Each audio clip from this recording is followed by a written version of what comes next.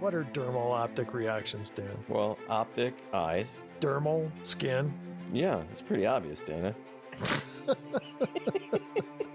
The skin on your eyes, your eyelids. Welcome to Damn It, Jim, the podcast. We're diving into Season 3, Episode 24, the final episode of Star Trek The Original Series. As always, we'll keep it fun and fascinating. My name is Dana Smith. I'm the captain of this adventure, and once again, helping us transport you to another world is our Vice Admiral of Whimsy, my good friend, Dan Calzaretta. Good evening, Dan. Dana, okay, I may have a little bit of an emergency on this end. I gave blood today, and I just pulled the little Band-Aid thing off, and it's bleeding. I don't think it's supposed to do that, is it? It's supposed to do that. You're still Dana? giving blood. Still giving. So if I pass out during this, you'll know what it is. I'm just applying pressure. I think that's what they tell you. Apply pressure. Yeah. Raise your hand up. Squawk like a chicken. Yeah. When I was in Boy Scouts, they taught us how to tie a tourniquet. You just got to remember to release the pressure every now and then so you don't lose the arm. Yeah, Dana, that doesn't sound good to me. I don't know. It sounds kind of scary. Oh, toughen up. Come on. We're going to make it. We're going to make it through. Yeah, you're going to be fine. All right. So we've been through now with this episode, 79 episodes of Star Trek. Dana, it is crazy. When we started this, I had no concept we were going to make it to the end, Dana. I really did not. Yeah, I was thinking, we might stop halfway through the first season. I was thinking we'd stop halfway through the first episode, Dana. Well, I thought that too, but we persevered. It's hard to believe we're here. And now we got to figure out what we're going to do next. And we will discuss that at the end of this episode. We will. So stay tuned, everybody. And we have a special guest with us tonight, Pam McClung, who's been a fan of ours from the beginning. Pam sent us something through FedEx, and we're going to open that live. But before we get started, Pam, you are in Ohio? Yes, Columbus. You work at Ohio State? I do. I'm a graphic designer for the libraries at Ohio State. Well, that's pretty cool. How long have you been there? 23 years. Oh, wow. That's longer than I've done anything. Well, other than breathe. Can you imagine if we had to do 23 years of a podcast, Dana? I'm sure to some people it feels like we've done 23 years. But that's right. Maybe most importantly, how long have you been a Star Trek fan? Yeah, that is an important question. Wow. That goes way back because, in the 60s, my mom watched the original series when it first aired. I was a little young to get interested at that point. I probably thought it was kind of boring when I was like a really little kid. But, I think in reruns later, I watched it more and appreciated the nuances as I got older. I was a huge DS9 fan. That was... Other than the original series, that was like my next favorite because I liked the character development on that show. And yeah, I agree with you. That was probably my next favorite as well. And then the second most important question, Pam, is how did you find our podcast? I may have just done a search for Star Trek podcasts and I found yours. I listened to another one. I was like, nah, that's not for me. And then I listened to yours and I'm like, these guys are hilarious. This is great. And yeah, and it wasn't right at the very beginning, but you'd been going for a little while. So I went back and got caught up to, where you were currently at that point. And then I've been there ever since, every week. That's fantastic. We really appreciate it. And you always have great comments on Facebook. And you also, I noticed that on Facebook, you often share our posts. Oh, yeah. Yeah, I've got a couple friends that are listening now, too. How many friends did you lose? None that I'm aware of. Okay. Well, we should jump in and open these boxes. I can't wait. I'm excited. Yeah, me too. Okay, Dana, I'm ready. I'm ready to unveil. Oh, well, the box looks amazing already. Wow, the game. Oh, my gosh, this is amazing. Wow. So it's a huge box, and it's got the Damn It, Jim, the podcast kind of logo from our Facebook page. Inside the box is a game board and game pieces. It's all themed around stuff from the show. When I first got the idea to do it, I thought, oh, wait, they're in separate states. I've got to make two. So they each can have one, because otherwise I wouldn't want you fighting over who gets to keep it. And we would. We definitely would. Oh my gosh, you're rambling. Forfeit a card. Yeah, so we need to read a few of these, Dana. So that's one of them. Here's one that I love: mispronounced alien name. That never happens, Dana. Get Mabinga. Go back one space. Julie Newmar sighting. So Pam, talk a little bit about your process around designing this. This is amazing. This is fantastic. We need to, if we had money, we'd hire you. No, it was a labor of love. I mean, I get a kick out of doing stuff like that. I've been doing things like that for people for years. Oh man, this is brilliant. Yeah, it is brilliant. I like horrible wig sighting. Draw a card. This is fantastic. Yeah, this is wow. Pam, I cannot tell you how awesome this is. It is amazing. That's why I wanted to watch you guys open it, because I had a feeling you'd get a kick out of it. Oh, yeah. The next time Dana and I get together, we're going to have to play this game. This will be a ton of fun. It hasn't been tested, so I don't know how well it actually plays, in the real world. But in theory, it ought to play pretty well, I think. Yeah, and once Dana and I have a couple of beers, it won't matter, really, because it'll be awesome anyway. Hey, Dana, I got a question for you, Dana. Sure. How many people can say that they have had a game made after themselves or after something that they've done? Probably not many. The Beatles had one. Yeah, but, and then us. And then us. That's yeah, definitely we'll put pictures up, Pam, on Facebook. We can even probably post them in other places too, Dana, right? On, what is it, Instagram and X. Yeah. I probably violated multiple copyright rules because I took that stuff off the internet without permission. So I don't know. Every week we do that, Pam, by the recordings that we put on. So we'll see you in jail. Yeah. We can all play the game in the jail room. The jail room break room or whatever. Yeah. That is fantastic. I don't feel like we're worthy. I know. That's exactly right. Well, Pam, I agree with Dana. I cannot thank you enough for this. This is amazing. It is so fantastic. And I'm so glad you found us and started listening and then didn't stop listening. So that's amazing. You guys have gone with me to Dayton on multiple road trips, and you've been out with me walking my dog. And I remember I was walking my dog when I had written into you about you got to give a warning because I was laughing when I was driving. And then I was walking the dog and you're like, okay, and here's a PSA on, and I just laughed. I'm sure people in the park were like, what is she laughing at?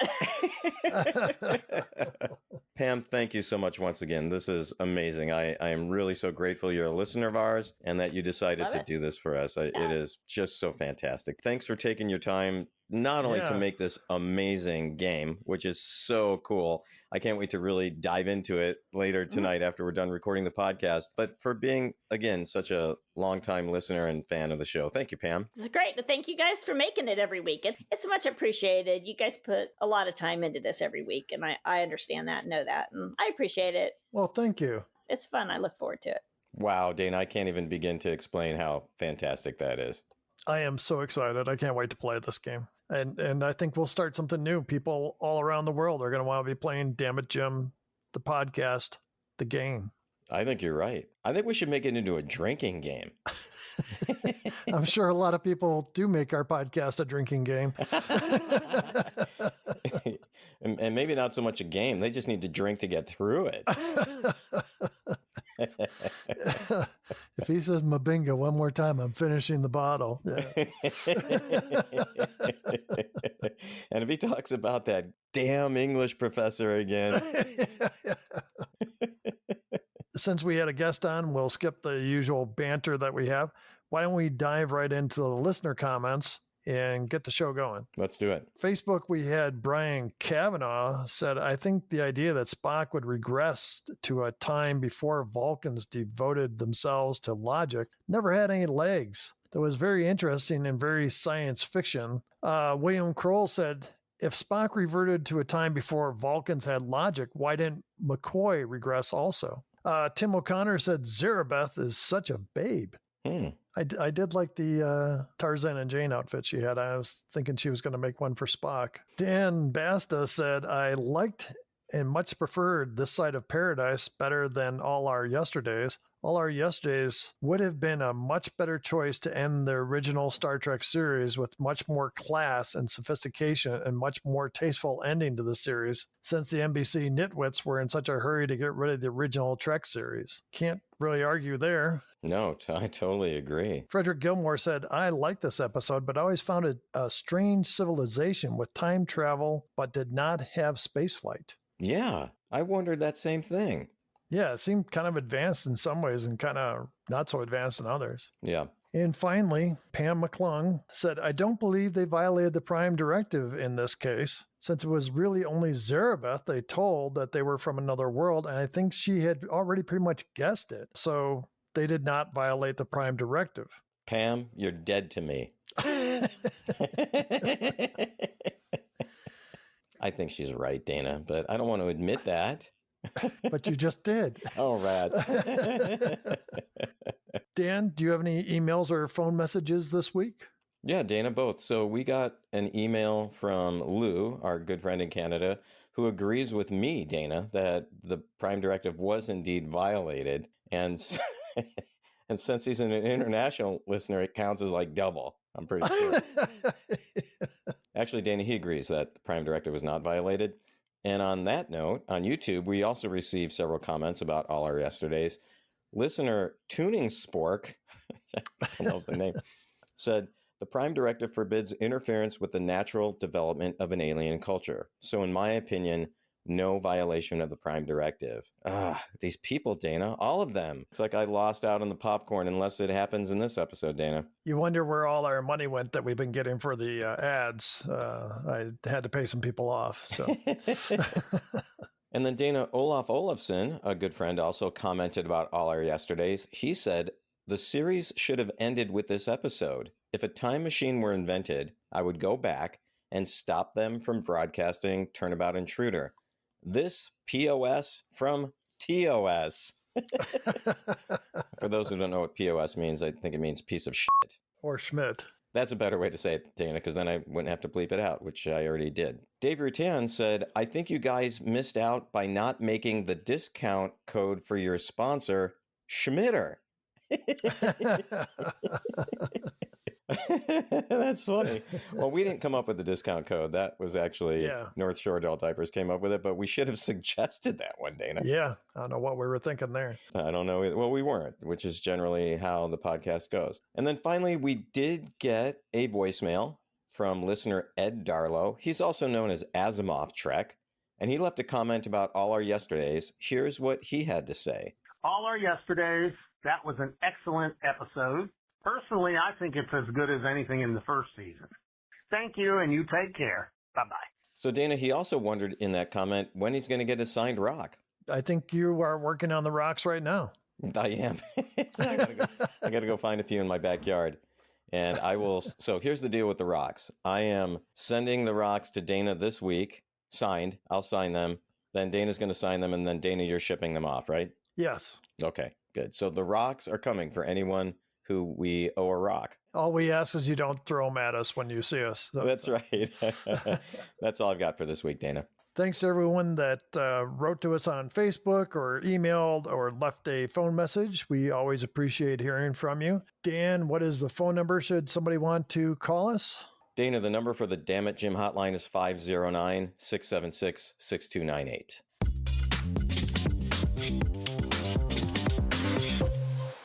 This podcast is being brought to you by North Shore Adult Diapers. North Shore offers reassuringly strong protection for even the heaviest control problems and can keep you dry and confident for up to 12 hours, so you can live your life with freedom and dignity. Whether you are attending a baseball game, having dinner with friends, getting on a plane, or just sitting back listening to the Damn It Jim podcast, the last thing you want to worry about is incontinence. Don't be trapped at home. Be secure in knowing that North Shore has you covered with a true quality product. You can even put North Shore's products to the test by requesting up to 6 product samples. And Dana, our listeners can use the code KIRK at checkout to receive $10 off their next order over $50. Go to northshore.com today to place your order or request product samples. This offer can be used only once per customer and may not be combined with other offers.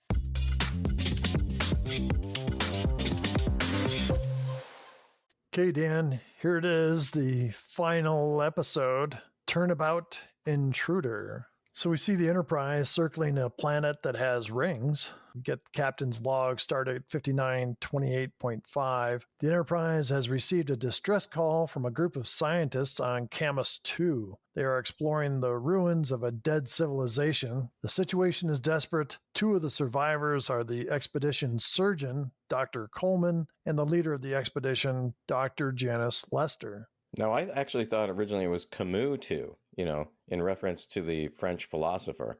Moving along. What do the French philosophize about? This guy wrote some stuff. I don't remember, Dana. I mean, oh my God. We're 10 seconds into this show and we're already rambling. No, Dana, this isn't rambling. This is education. So Albert Camus. I've heard that name before. Oh, you've heard of him. Okay. And he actually won the Nobel Prize in Literature in 1957. That's why I know him. Yeah, right. I mean, at the age of 44, he was very young when he won that award. He wrote books like The Stranger, The Plague, The Myth of Sisyphus. So I bet the planet is named after him. Okay.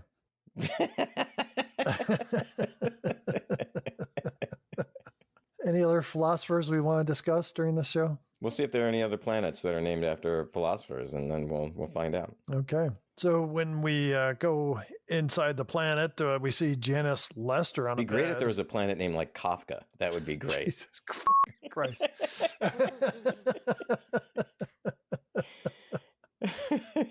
Imagine a Kafka planet. Yeah. Giant cockroaches. Cockroaches, that's what it was. Cockroaches, yeah. I've got a book of his short stories. He wrote some weird stuff. Yeah. I mean, it's fascinating. Sure. But I remember reading Metamorphosis in college. That was the cockroach one? Yeah. And I was so fascinated by that. I don't like cockroaches, Dan. I don't either. And a giant cockroach I would really hate. I don't care if it was my friend. If it was you, I would spray you with bug spray. Have to be a huge can of bug spray, though. Can you imagine? That'd be... So there doesn't appear to be any cockroaches where Janice Lester is laying. She's on a bed. Yeah. Coleman says it's radiation exposure, nothing he's ever encountered before. And then Spock's using the tricorder and says there are faint life readings 700 meters away. As Kirk turns to go, Janice grabs his arm and moans. I knew you were going to say that, Dana, and I purposefully did not put anything in my notes about that. Okay. She grabbed his cockroach, I think, is what she was.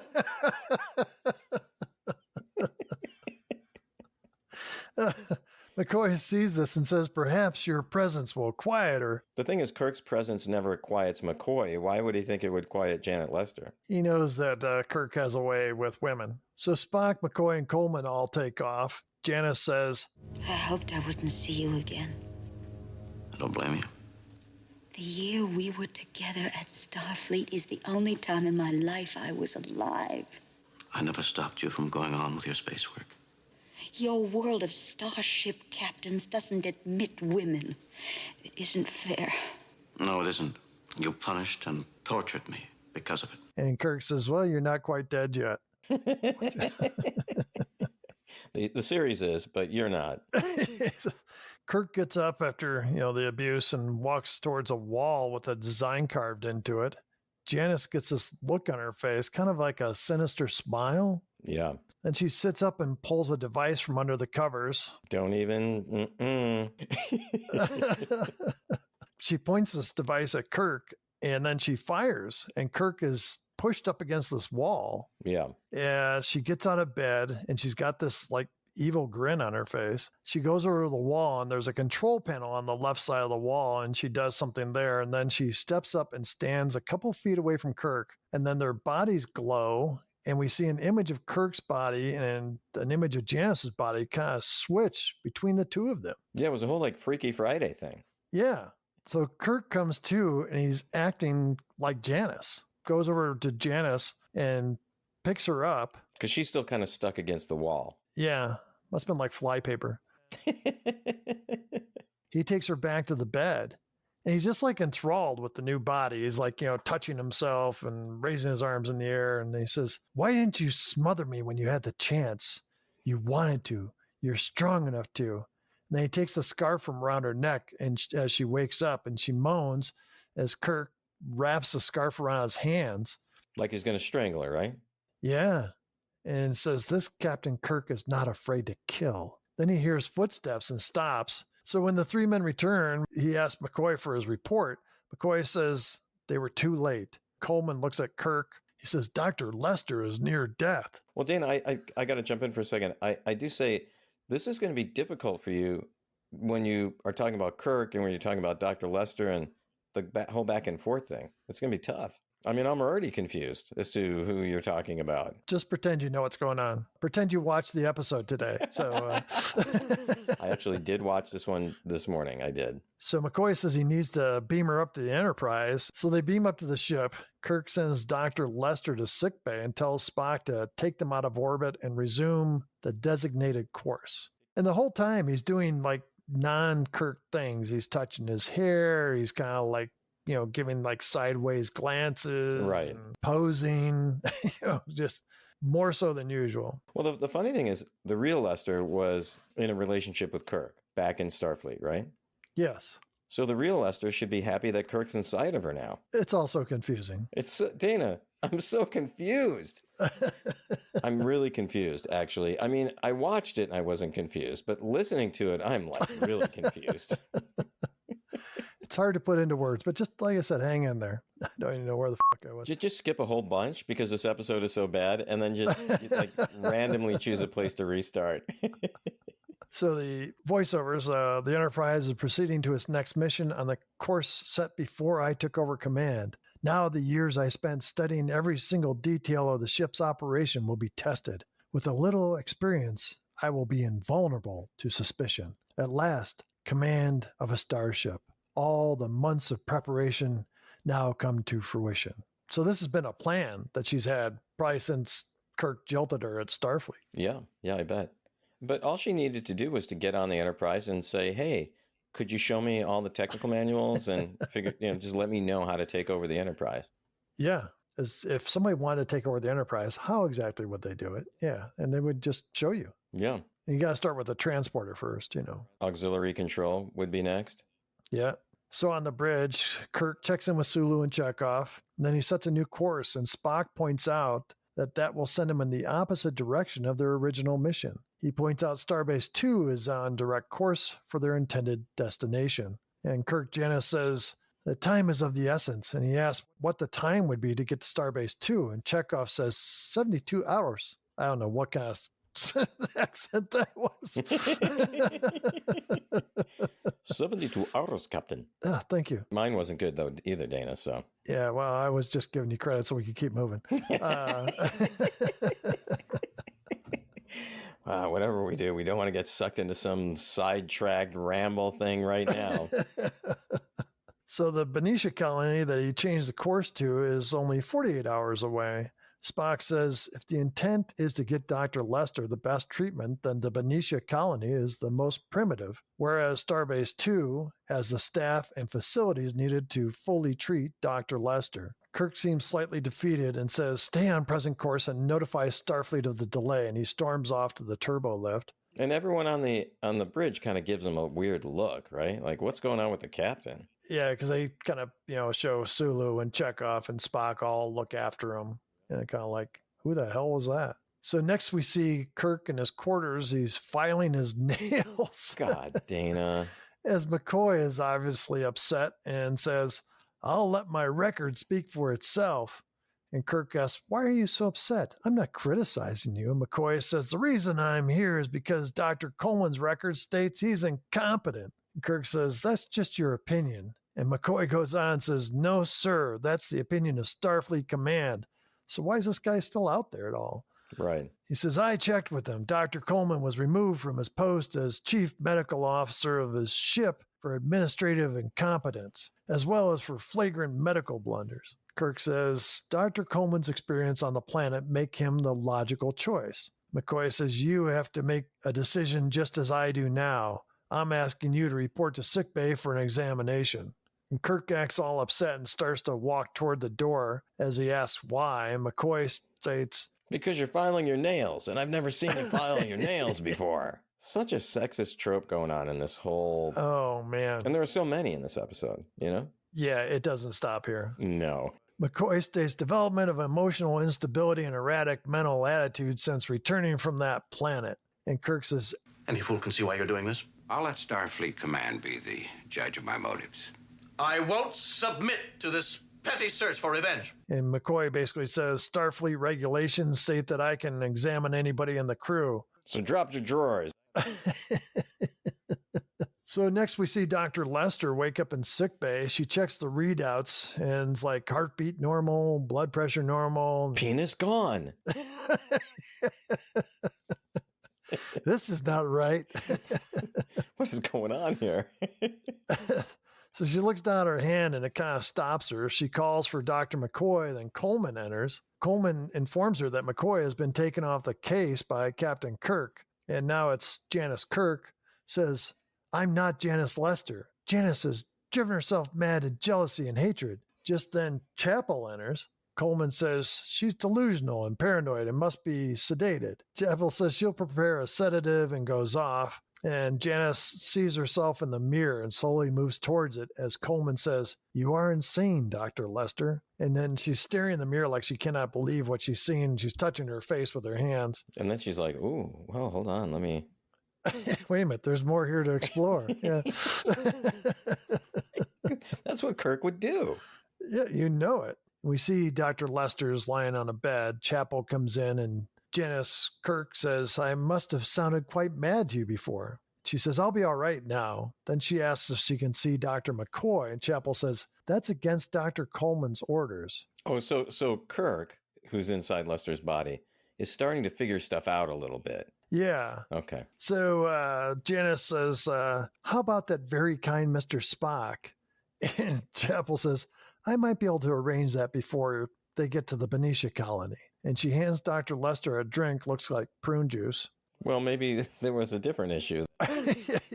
You've been a little constipated. So yeah. So Lester drinks a little and says, it's good, then asks if it's okay if she drinks it slowly. Wait, is that the sedative? Is that the idea? I think that's the idea. Well, why not a hypo? Because she couldn't drink a hypo. Right. I mean, I understand that to make the episode work, but that's just one reason, Dana, why this episode doesn't work on multiple levels. It makes no sense. So when Chapel is gone, Janice Kirk dumps the drink on the floor. That's really nice. Yeah. Well, we already know the floor's a mess on the Enterprise. Then she breaks the glass and uses it to start cutting on the strap that's holding her down. Even though she probably could have just, the way that strap was, probably just slid out from underneath it. Absolutely. Yeah.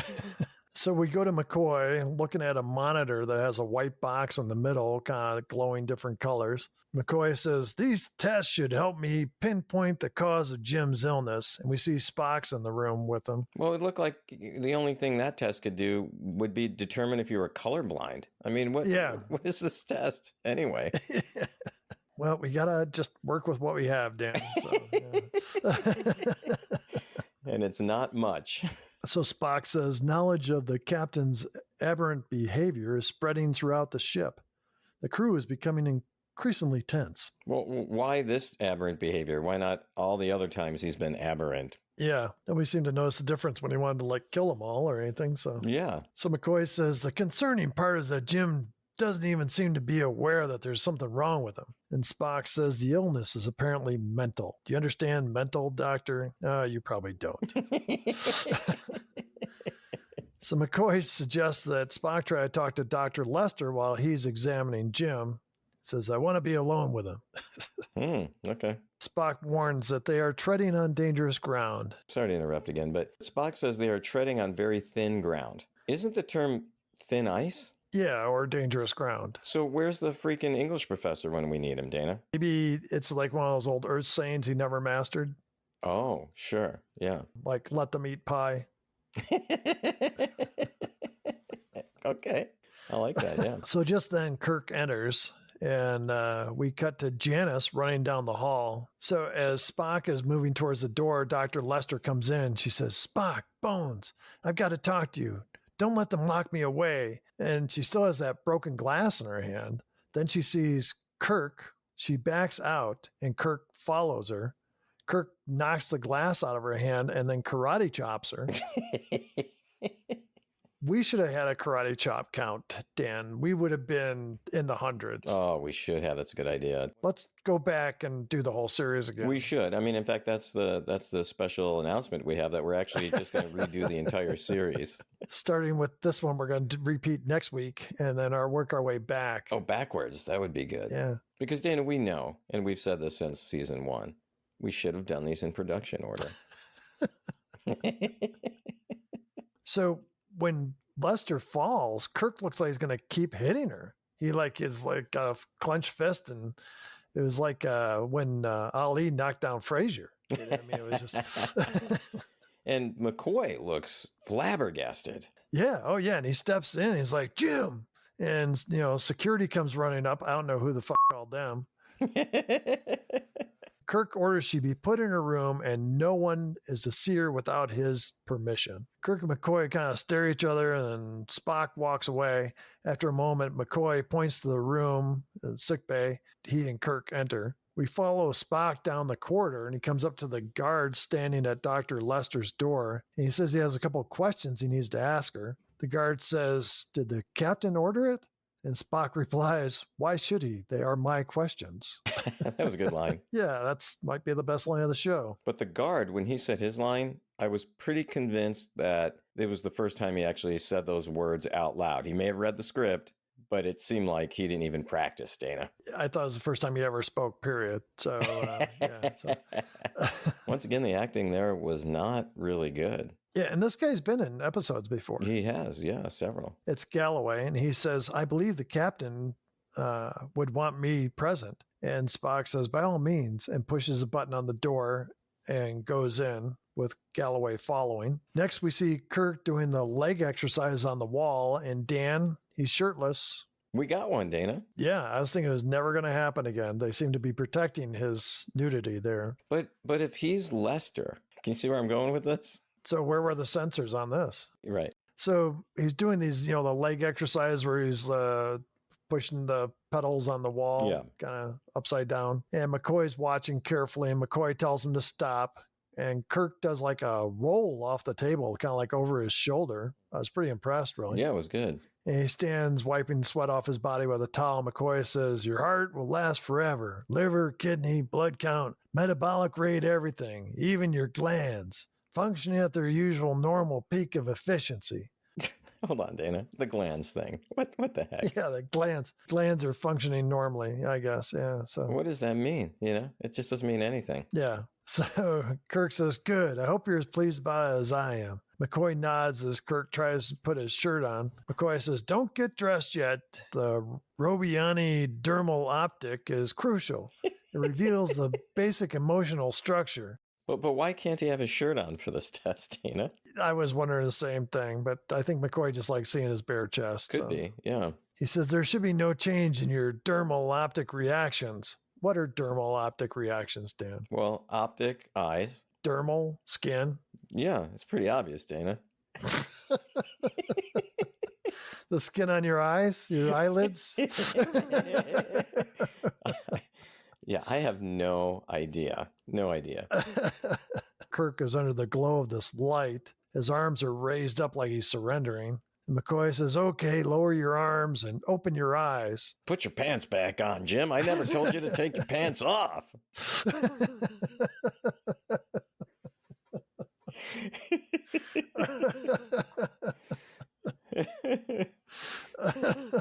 In Dr. Lester's quarters, Spock is talking while she sits on the bed. Spock says, "Complete life entity transfer with the aid of mechanical device? To my knowledge, such total transfer has never been accomplished with complete success anywhere in the galaxy." Janice Kirk says, "When I was caught in the interspace of the Tholian sector, you risked your life and the Enterprise to get me back. When the Vians of Minara demanded that we let Bones die, we didn't permit it." That is true. However, those events have been recorded. They could have become known to you. I thought this was a good idea on Lester's part / Kirk. Actually, Kirk's part / Lester. God, Dana, I'm so confused. To like bring up some things that only Spock would know. Yeah. So Spock does this kind of like mini mind meld, and he steps away and then looks back at her and says, I believe you. Then he says, come with me. And Galloway stands in Spock's way and says, she is not allowed to leave the room. Spock tries the nerve pinch with his left hand, but Galloway stops him. Whoa, that was like he knew it was coming. Oh, yeah. Well, I mean, everybody knows Spock's, go-to is the nerve pinch. Yeah.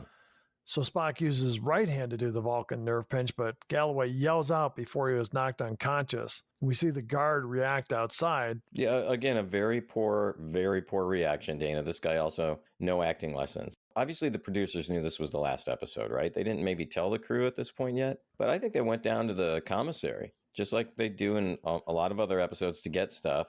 And instead of getting food for people to eat, they're like, hey, who wants to be in an episode? Yeah, you look like you work out, here, well, you can be a security guard. Yeah. So in sickbay, Kirk / Janice is standing and McCoy is sitting. McCoy says there's no evidence of a disorder. Kirk shakes his hand and says, no hard feelings, Bones. Wait, how did he know Bones was a thing to call him? Because he studied Kirk. That one is, I think, a mistake, like a continuity kind of thing. Because earlier she was calling him Dr. McCoy. Exactly. Right. That was my point. Yeah.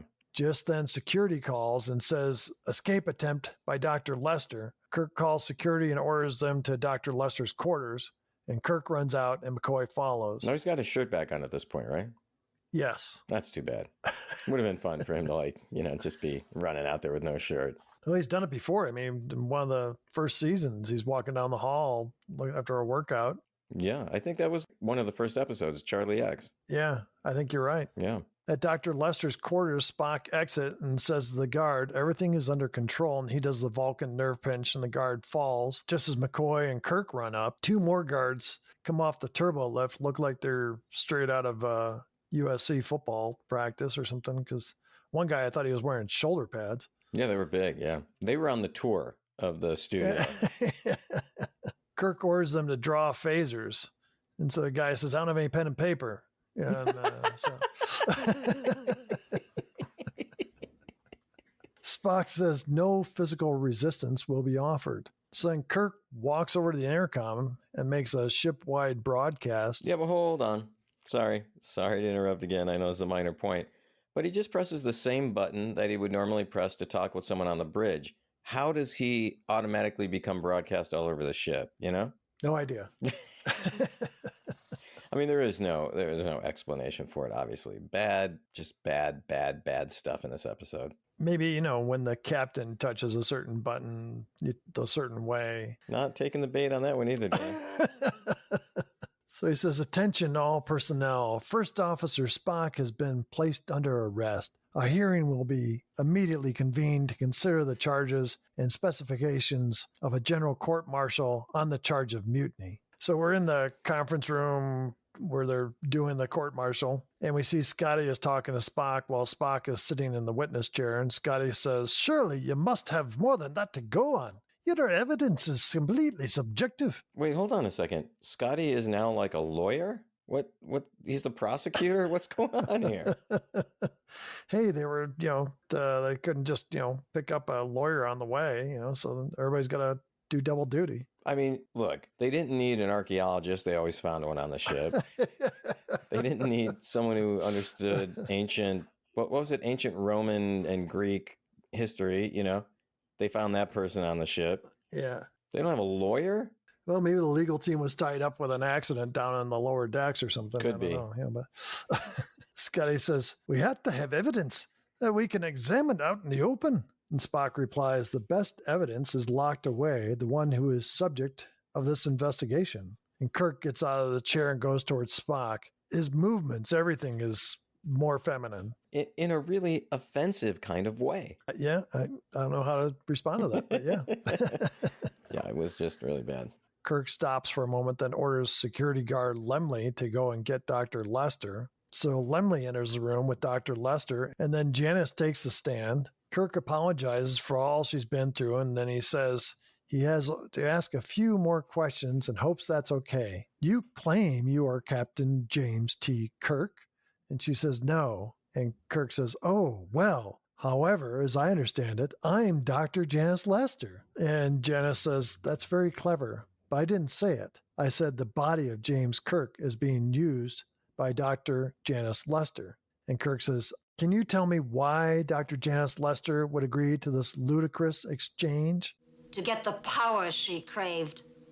To attain a position she doesn't merit by temperament or training. And most of all, she wanted to murder James Kirk, a man who once loved her. But her intense hatred of her own womanhood made life with her impossible. Kirk asks for one witness, and he wags a finger again, says just one will do. And Spock stands and says, sir, there's only one issue here. Is the story of life entity transfer believable? Then he turns and kind of faces the rest of the room, says the crew has been to many places in the galaxy. They've been witness to many strange events, witches and warlocks and all kinds of crazy people. Big cats. Yeah, and me with no brain. Yeah, the no brain, yeah. Women wearing, I don't know, Jiffy Pop tops. Yeah, most importantly, women wearing Jiffy Pop tops. And us getting to watch you battle several weird creatures, so. Like a giant frog or lizard or whatever the hell it was. And a talking rock. Who can forget the talking rock? Says they are trained to know that what seems to be impossible often is possible, given the scientific analysis of the phenomenon. I mean, it's a great point, right? Yeah. Kirk says, if I am not the captain, then the command of the Enterprise would fall to you. And Kirk turns away and says, give it up, Spock. All will be forgiven. All charges dropped. And Spock replies firmly, no, sir. I shall not withdraw a single charge that I have made. You do not belong in charge of the Enterprise, and I shall do everything in my power against you. And Kirk looks like he's going to wet his pants. I hope he's got North Shore products on. Kirk starts thumping the table and says, it is mutiny! Deliberate, vindictive, insane at its base! But mutiny is charged and encouragement of mutiny. On the basis of these statements, I call for an immediate vote. Yes, sir. An immediate vote before our chief witness can be left to die on some obscure planet with the truth locked away inside of it. Silence! You will be silent! And he says, a recess has been declared. There will be no cross discussion. When I return, we will vote on the charge of mutiny. The evidence presented here is the only basis of your decision. Later, we see McCoy in the hallway. He looks like perplexed as Scotty exits the conference room. And Scotty looks upset and he goes towards McCoy. And Scotty says, Doctor, says, I've seen the Captain Feverish, sick, drunk. Wait, what was he's seen the Captain Feverish? What was it again? Feverish. Ah, feverish. Do you not understand me, man? McCoy's like, what did you say, Scotty? What? Speak English, man. Good God, man. Speak the King's English. Have you been hitting the whiskey bottle again? I've been drinking Tranya. He goes on, I've seen him terrified, overjoyed, boiling mad. Up to now, I've never seen him red-faced with hysteria. I know how I'm going to vote. What do you think the captain will do? I don't know. You know all right. It'll stick in his craw. He'll never accept it. We don't know that. I tell you he won't. Then, Doctor, that's the time we move against him. We'll have to take over the ship. We're talking about mutiny, Scotty. Aye. So they go back inside, and Kirk says, play back the conversation from the hallway. What, do they got the whole ship bugged? Apparently. Except when other people are on the ship plotting to take over the Enterprise. This Way to Eden didn't have that room bugged. Yeah. Khan talking about taking over the ship didn't have that bugged. And so Kirk says, you're convicted of conspiracy with mutineers, and you're so charged. A sentence, death. Should have sentenced the writer to that. So Chekhov and Sulu stand, and Chekhov says, Starfleet expressly forbids the death penalty. And then suddenly I'm talking like Scotty. maybe Scotty is transferred into my body, just like Lester into Kirk's. It's happening all over the ship, I tell you. God, wouldn't that that be funny though if everyone started talking like someone else on the ship? Yeah. Chekhov says Starfleet expressly forbids the death penalty. And then he adds, only General Order 4 is punishable by death. I think it used to be General Order 7, actually. Well, inflation or deflation or something, Dana. I don't know. Maybe they took a couple of general orders out, so it dropped to 4. Could be, so. Yeah. Kirk says, I am responsible. The execution will be immediate. Go to your post. And Chekhov and Sulu kind of stand still. And Kirk gives them like a sideways glance and says, like a mom admonishing a child, go to your posts. And so Chekhov and Sulu look at each other and then leave. Kirk says, Mr. Lemley, take them to the brig.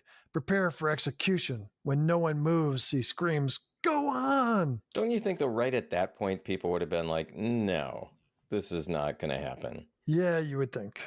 Back on the bridge, Chekhov says, that cannot be the captain. I'll try that again, though, with some Russian. Give it some... Look, it's the last episode, Dana. Give me some Russian. That could not be the captain.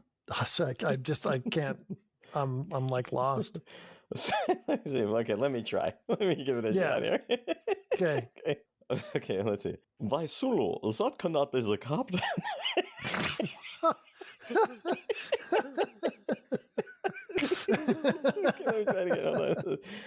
Vaisulu.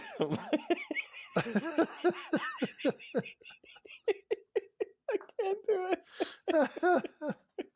Wait, Spock is now talking like McCoy, and McCoy's talking like Scotty, and Scotty's talking like Uhura, and it's just all crazy, Dana. It's crazy. And nobody's talking like Chekhov, because nobody can do that accent.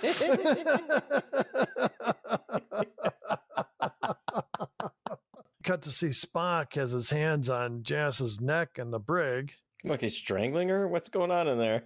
Yeah, it's like behind her neck, and McCoy and Scotty are just watching. It looks like a really small brig, by the way. It's tiny, yeah. So Kirk falls in the chair and fights as the transference appears to be happening. Oh, it looks like they're reverting, right? Yeah. In the brig, Janice kind of folds a little bit, and she says, for a moment, I was on the bridge. McCoy says, perhaps you were. And Scotty adds, that's where you belong. God. And McCoy says, the transference can be broken. And Spock says, we must be ready to seize the opportunity to break out of here and attack. Back on the bridge, Kirk Janice kind of regains himself. Everyone looks at him and he runs off to the turbo lift. Next, we see Kirk enter a room that looks like the studio storage room from NBC. There's a big floodlight in the corner, and Coleman's in there. It looks like he's like playing with Legos or something. Well, and it looked like it was probably a lab, right? Yeah, but it was like they just threw it together. They did. They had, again, the condiment bottles filled with various colored liquids. Yeah. Did you notice they had this like almost huge glass jar, and it was in some type of device that looked like it was something was being analyzed? I didn't notice that. Well, you need to go back and look at it because it looked like someone took a huge dump inside this glass jar. I mean, it's huge, Dana. It was huge. And my question was, like, of all the main characters, whose poop do you think was getting analyzed? Who would be able to fill that jar? Maybe it's poop from the Gorn. Gorn poop. That could be, yeah. I thought, if we can figure out what it eats, then we can figure out a way to destroy it. Yeah.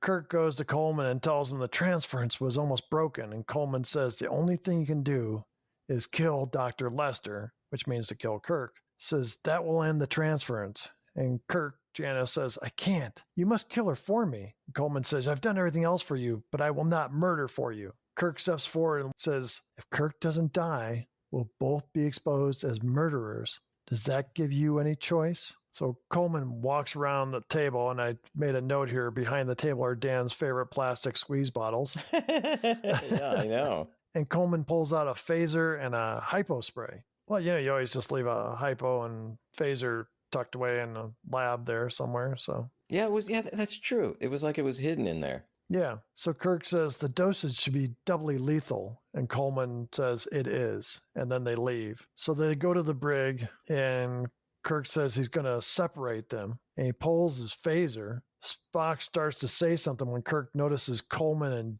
Janice are struggling in a fight. Kirk goes to intervene and is suddenly having seizures. It's a huge shat fest. Oh, totally. Yeah, totally, Dana. I had the exact same line in my notes, the Shatfest line. Yeah. He twists against the wall, and then we see the image of Dr. Lester leaving him. Scotty, Spock, and McCoy exit the brig as Dr. Lester screams, "Oh, I've lost to the captain. I've lost to James Kirk." And she breaks away from Coleman and attacks Kirk, who easily manages to control her. She says, "I want you dead. I want you dead. I want you dead." I think she wants him dead. Do you think she wants him dead, Dana? Dead. I said dead. What do you think she's trying to tell him? She's a little vague here. So, and then she goes back to Coleman's arm and cries. And Coleman says, "You are as I loved you." And she's sobbing, "Kill him." Kirk says, "Can you do anything for her?" Coleman says, "I'd like to take care of her." And McCoy is like, "Of course, come with me." Yeah, and Dana, like, he was involved with murder of the other scientists on the planet. They're just going to let him go? They go walking off down the hall, and Kirk sadly says, I didn't want to destroy her. I'm sure we all understand that, Captain. Her life could have been as rich as any woman's. If only... So, Dan, that's how the show and the series ended. So, Dana, you have some information about some of the people in this episode. Yeah, Dan. Sandra Smith, who played Janice Lester, she had a recurring role in The Guiding Light early in her career and worked on a couple of other soap operas. And then she won a theater award in 1966 for her role in the play Ash Wednesday. Oh, not for this role. No. During the 60s, she appeared in shows like The Virginian, Big Valley, Mannix, The Bold Ones, and The Flying Nun. She retired in the 1970s after roles in Starsky and Hutch, The Rockford Files, and she actually appeared with William Shatner and Owen Marshall, Counselor at Law. Now, did she play him and he played her? Yeah, I think that's what it was. Yeah, I think the producers said, wow, just play each other. And Dan, she's still alive at age 87. Oh, see, Dana, we could have so many people on this show from the original series. The interesting thing is someone, I think the percentages are at least 50-50, that someone could die while we were interviewing them. Wow, that's scary. So also, Dan, this show was a few months late in being aired. It was originally scheduled to air on March 28th, 1969, was preempted by news coverage of the death of former President Dwight D. Eisenhower. So the episode was not aired until June 3rd, 1969 for that reason. Due to being rescheduled, the episode missed the deadline for Emmy nominations, in which some people thought Shatner could have been nominated for an Emmy. Oh, come on. There was talk. Yeah, they were like, this is how the talk went. Can you believe it? Did you see that episode? And be like, yeah, I saw it. Maybe he'll get nominated for an Emmy. That's the talk, Dana.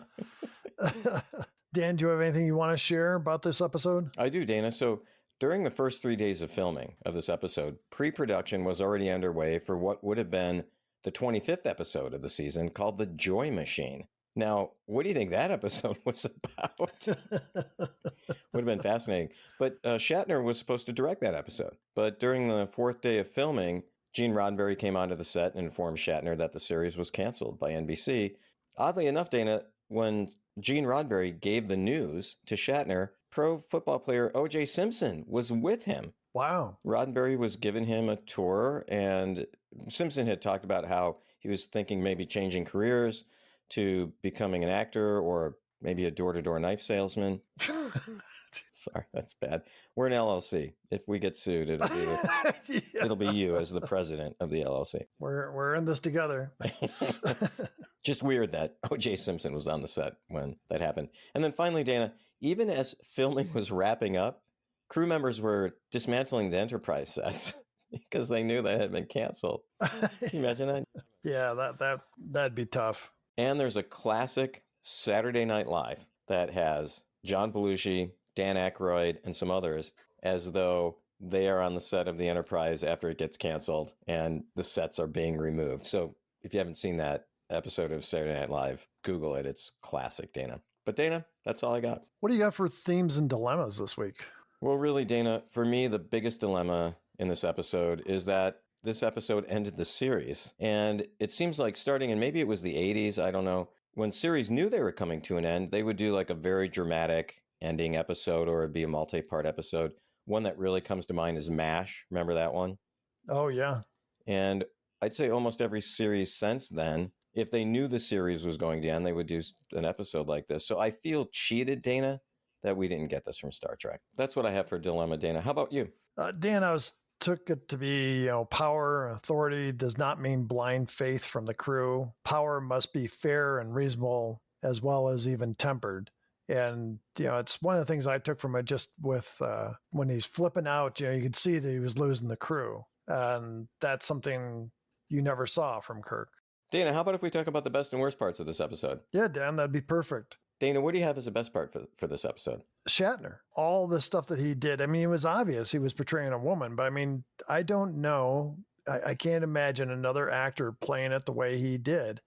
He really gave it his all. It's ludicrous at points, but you got to really appreciate the little subtleties that he put into it and just, the way he stood, everything he did. So I think that was one of the best parts. What about you, Dan? Do you have a best part for us?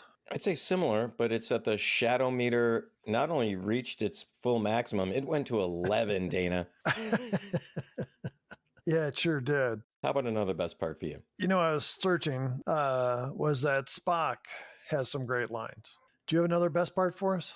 Dana, another best part for me was Chekhov and Sulu refusing to follow Kirk/Lester's commands regarding the execution. How about a worst part for you? How much time do we have, Dan? The first one I've got shouldn't be a surprise, or it might be Shatner. Too much of a Shat fest. There's just, there's just points where he just was so over the top, and it kind of hurt the other stuff that he did in the show. How about you? Well, Dana, the end. I don't understand what Kirk means when he says, if only. Is he saying that Lester's life could have been rich if she would have only accepted her kind of second-class citizen role as a woman and learned to just live with it? How about another worst part for you, Dana? We kind of hit on this. The story is just over the top, and it's tough to watch. And it's doubly sad that this ended up being the last episode of the original series. Do you have any more worst parts, Dan? I do. No Uhura in the last episode of the series, Dana. That would made it even triply sad. I have the same thing. Well, Dana, do you have anything else you'd like to say about this episode? It's really about Kirk, Dan. How many women did Kirk have relationships with? There's got to be 20 women that just through these 3 seasons that he had relationships with, not to mention the doctor from Wrath of Khan later. Yeah, well, I think last week we established he had, did you say 47 children? I think is what you said. I said 40. 40, okay. Makes one wonder. So, Dana, what happened on this day in history? Dan, this aired on June 3rd, 1969, as we said before. The #1 song in the U.S. was Get Back by the Beatles. Wow, good. Yeah, and in the UK, the #1 song was Dizzy by Tommy Roe. Also on that date, 74 U.S. Navy men were killed when their destroyer, the USS Frank E. Evans, was accidentally rammed and sliced in two by the Australian aircraft carrier HMAS Melbourne. Wait, Dana, we had another tragedy last year that was similar. Yeah. How was this just happening all the time in the late 60s? And finally, June 5th, under the heading of What Goes Up Must Come Down, in the first authenticated case of falling space debris causing damage on Earth, the Japanese freighter ship Daiichi China was heavily damaged. Dana, I gotta say, I am so happy that you have to try these pronunciations, because let's face it, I would mangle it as well. Yeah, well, it'd be nice if you pitched in every now and then. So. I'll help with the next podcast, Dana, I promise. Yeah. So it was heavily damaged by wreckage from a Soviet spacecraft that had re-entered the Earth's atmosphere. 5 of the crewmen on the ship were seriously injured by chunks of debris. Wow. That's some crazy stuff. That is crazy. What happened to the cosmonauts that were in the debris that hit these guys? Yeah, it's funny they don't mention them at all. So we are now falling and hitting ship. Oh, now you can do a Russian accent. God, how come I can do that now and can do it during the podcast?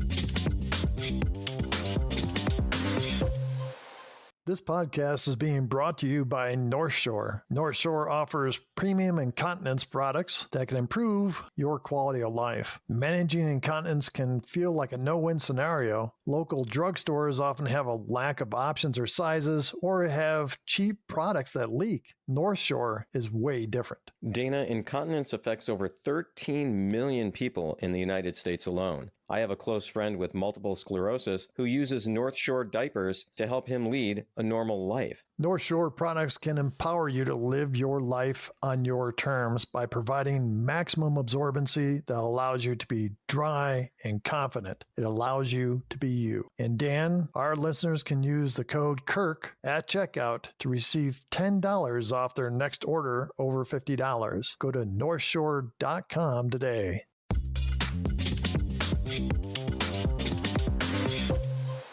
Dan, why don't we do the counts? Let's do it, Dana. How about the dead crewman count? Man, Dan, I was sure that we'd get somebody dead this week, but nothing. So we are finished the season and the whole series at 55.5. How about the shirtless Kirk, rip shirt Kirk count? We got one. Puts us up to 21. All right, the he's dead count. Not this week, Dan. So we are left at 23. How about your favorite, I'm a doctor, not a fill in the blank? Not a mutineer or a musketeer. That's what I thought you were going to say. Nope, Dan, we finished at 9. Now, did we get any in the third season? I think there was one. The Supreme Being count, Dana? Nope, nobody this week, so we finish the series with 12. This is the one that really hurts me, Dana. How about the violation of the Prime Directive count? Sorry, Dan, nothing this week. We finished the series at 13. Your magic number was 14. I came so close, Dana. So close. How about taking over the Enterprise count? Dan, I'm kind of two minds on this.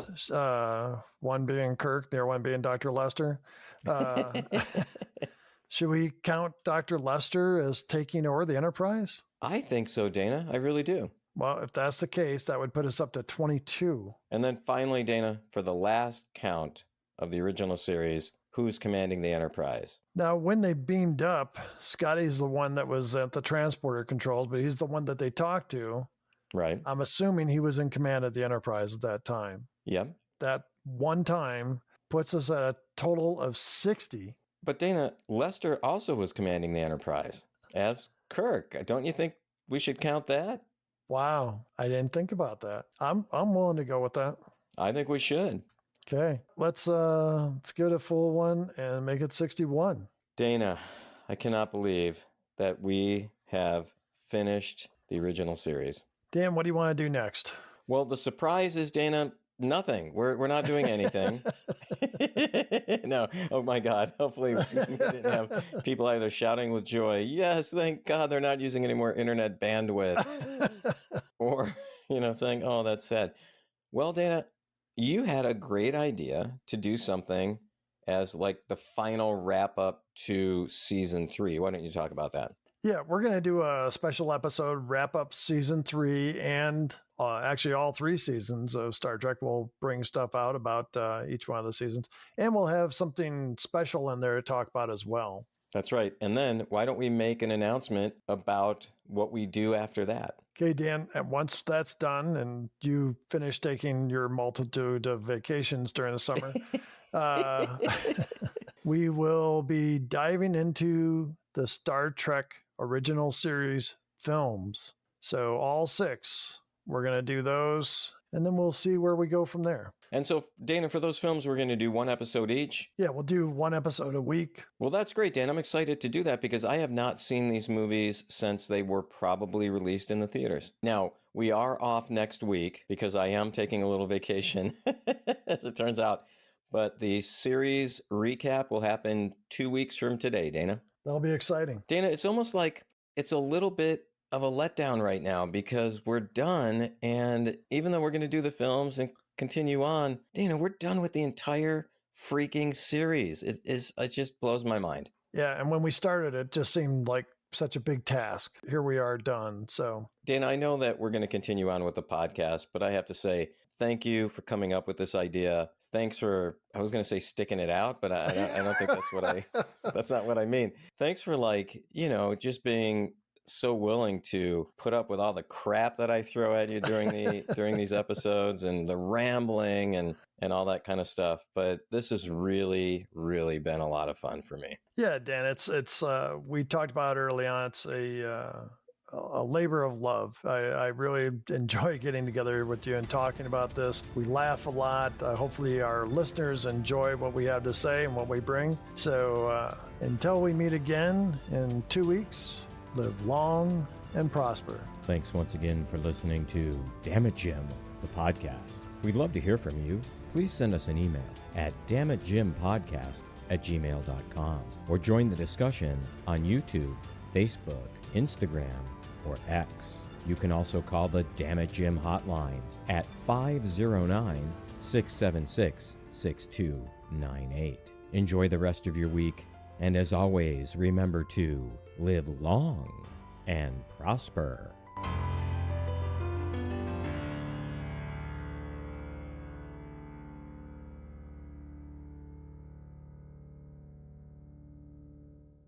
This has been a Ramble Jar production.